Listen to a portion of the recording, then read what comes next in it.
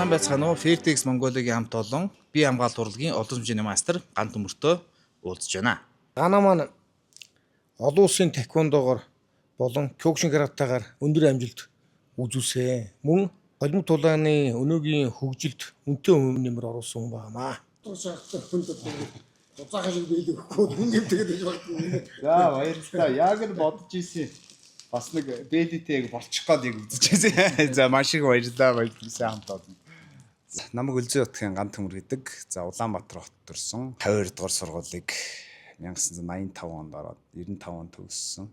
Дараа нь 95 оноос банк хамгаалах сумын гэж цагдаад 5 жил биш 1 жил ажиллаад Мятын цагдаагийн дасгалуу гэж 2001 он хүртэл цагдаагийн дасгалт байжгаад тэгээд 2001 оны 4 сарын 22-нд мэргэжлийн кикбокс тоглохоор Япон улс руу зорьсон.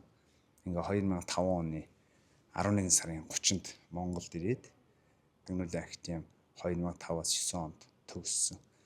Боксинг спортын майстер, бие хамгаалах урлагийн 3 төрлөөр олон улсын хэмжээний майстрын болцол хангачаад байгаа. Анхны тулаанд яаж одоо шинтэж оров? Олон улсын таеквондотой яаж холбогдов? За яг 1994 он юм одоо манай Нагашбайг мэдэн штэ. Нагашбай чинь таеквондод орсон спорт сургуулийн төгссөн. Мондөг хар бүстэй нэг битгаар чинь 10 жилийн нэг анги байхгүй. Тэгээ Нагашбай явж ин тэгээ Нагашбайтай гадаад хараад юу вэ юмгүй гэлээс. Найз нэг хар бүс нэг даана авчихсан. Чи яхаар даавтай хоёул хамт наатгаж байна. Нөгөө чинь нагаашаа дээрлэгчдэг. Тийм учраас нэг тулаанд орохыг сонирхож ш. Тэгээд анх спорт сургуулийн төвд ороод таеквондогийн спорт сургуульд одоо гамболд 2 гамбол тогш байсан. Тэгээд ногоон гамбол тогш гэдгийг шав болсон 3 цагаас тэ. Тэгээд таеквондогоор хичээлж ирнэ гэсэн. Ер нь таеквондод хичээлхээс өмнө манай Ганбаатар ах биш үү? Манай дээдли. Ганбаатар ах бол 1989 оны таеквондогийн анх тагш нарын нэг байхгүй. Тэгээд гэртээ тэр үед чинь юу байхгүй, лав мишон гэж байхгүй. Бакалины төрөө ингэж исгэж жагаад, тайрч жагаад, дотор нь сахины өвдөж чихээд тэгээд лав бариад. Тэгээд сахины өвдөж чихэж амар хүнд. Би ч одоо тэр хідэн настай байсан. Тэгээд өргөхөөр амар хүнд.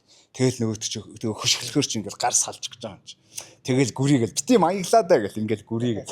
Тэгэд тэгж байгаа л одоо яг нэг зовсондоо ер нь тим юмд их дуртай нөхөр байж тээ. Тэгээд анх олон улсын таеквондод орж ирсэн. Тэгээд дараа нь ерөнхийдөө таеквондороо хичээлээд 95 онд анхны одоо тэмцээнд орж ялагдал хүлээж исэн. Тэгээд ялагдлаас нилээн дотроо юм бодсон. Би бол өөрийгөө л зүгээр атманд гэж өөрийгөө боддог болохоос гудамжинд хүнтэй бол тулдаж чаддгүй юм байна. Гудамжинд нь ер нь юм дивжен дээр гараа те. Дивжен дээр бол хамгийн чөлөөтэй зодтолтол юмны нэг штэ. Тэгэхэд дивжен дээр гараад тулдаж чадахгүй. Тэгсэн мөрт нэг атман царайтай. Шал худлаа юм байна. Өөрийгөө бол за энэ өстой худлаа юм байна. Би бэлтгэхгүй бол болохгүй маань бэлтгэл хийх ёстой юм. Тэгэл ерөнхийдөө тэмцээнд орж ирсэнтэй. Тэгээд 96 онд анхны улсын аварга болоод тэгээд 97 онд нээлттэй тэмцээ, 98 он. Тэгээд 97 онд кёкшин карате руу орж ирээд тунгаа найзтайгаа бас яг тэр үед чинь тунгаа дархнаас Эрдэнэтэйс ирж илаа, дархнаас амраа ирж илаа, доронтоос Бямбд орж ирж илаа, галаа ирж илаа, махвал ирж илаа, Улаанбаатараас Хүрлбаатар ирж илаа. Ингээд яг нөө тэрхэн үед яг л тэр төгш ижилхэн донтдог нөхдөдтэй л яг цөглөрсөн тий. Тэгэл тойрол хоорондоо тулдна, цосножаа гартал үзнэ.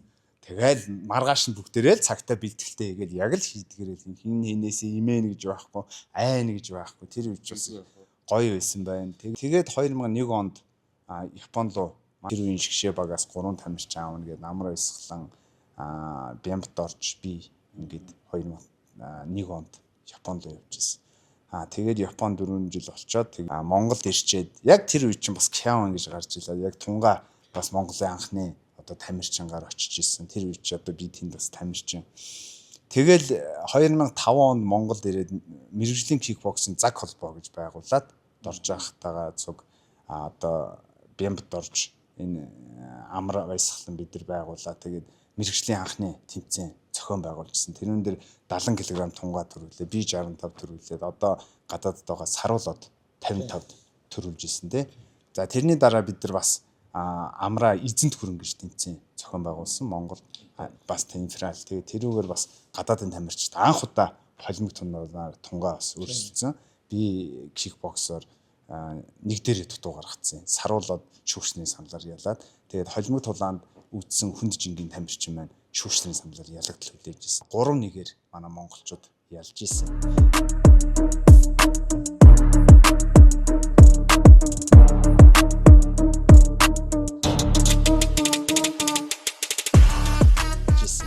Тэгэл тэрнээс хойш бид нэр 2009 он гээл тэгэл одоо ийм жил холбоог байгуулсан. Яг тэр үед энэ холбоо байгуулах шалтгаан бол ердөөсөө л тэр байсан. Одоо юу гэхээр Монголын 1 номер Монголын сайн тамирчдыг л мэрэгжлийн тулаанд гаргахгүй болвол зүгээр нэг мөнгө харсан хүн ямар ч тамирчин биш байг аваачаад Монголын аврагыг тулдуулаад ялагдал хүлээж байгаа нь эн чинь ганц тэр хүний ялагдал биш байхгүй юу? Бүхэл бүтэн Монгол улсын далбай бүхийж байгаа учраас тэр хүнд бид нар их дургуйтсан. Тэгээд бид нар энэ одоо холбоог үүсгэн байгуулсан. 16 жил шахуу болж байна. Тэгээд энэ холбооны аваргуудаараа бас бахархаж авдаг одоо хүртэл.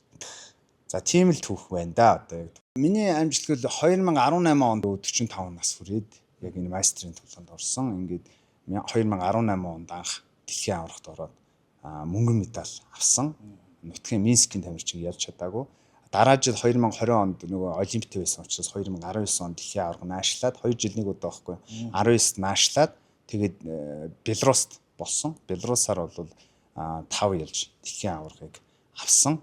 Ингээд болвол Монголын таеквондогийн түүхэнд тулааны мастрын тулааны анхны дэлхийн аваргын медалийг авсан. За дараа нь 20 он 21 22 гэх нөгөө корона өвчин гээд ингээд явсаар 2023 онд дэлхийн аварга болсон байгаа 19. Тэгээд 2023 онд Казахстанд бас дахин төрүүлээд хошоо аварга хийж чадсан. Ингээд Азийн аварга шалруулах тэмцээний 4 алт, дэлхийн аваргын 1 хатуугийн мөнгө байгаа, мөнгө медаль, тулааны 2 хошоо мөнгө, яг тулааных нь 2 алтан медаль. Нийт 7-8 медаль байна да дэлхийн аваргаас авсан тий. Кёкшин каратегаар ч бас нэлээ.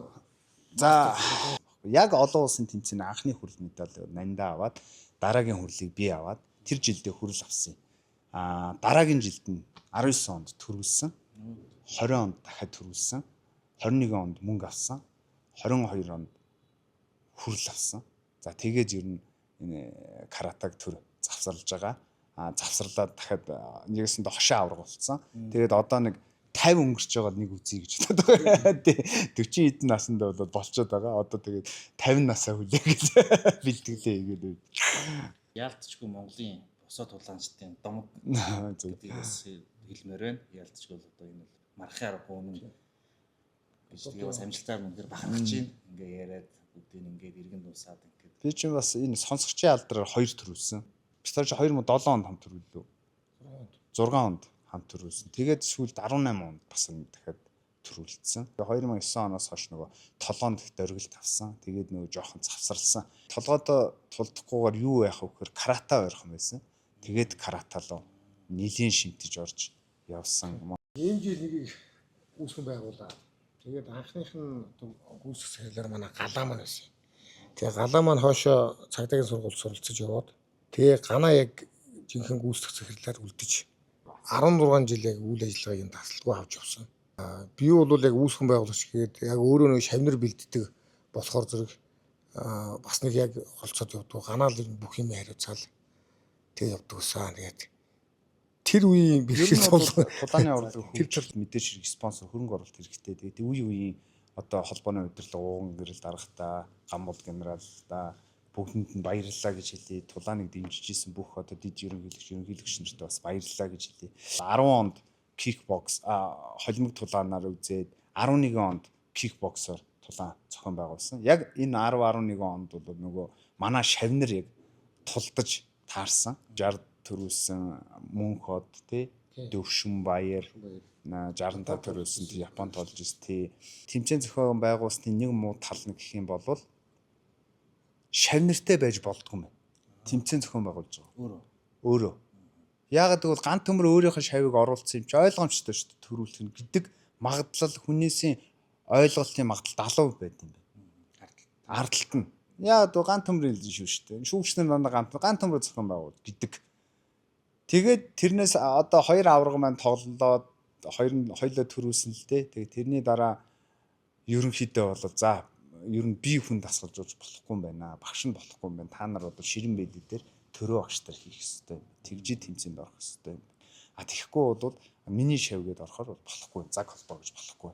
Тэгээд би бол ганц тэмцээн хийх тэр юугээл дагнасан. Одоо муу тал нь бол ердөөс л. Сайн тал нь гэх юм бол маш олон одоо MJ холбоо байгууллагад 16 жил бол 16 жил болоход манай холбоо 2 гавьяа тамирчинтай болцсон байна. Тийм ээ. 2 дэлхийн аврагтай болцсон байна. Энэ бол 16 жил гэдэг маш богинохон хугацаа. 17 одоо 17 дахь жил маш богинохон болж байна. Богинохон хугацаанд ийм олон аваргууд төрлөө. Тэгээд дэлхийн холимог тулааны бид нар телевизээр үздэг байсан тэр телевизийн бүх одоо тэмцээнд холимог тулааны том толботууд манай аваргууд бүгдээрээ тулдж байна, чадж байна.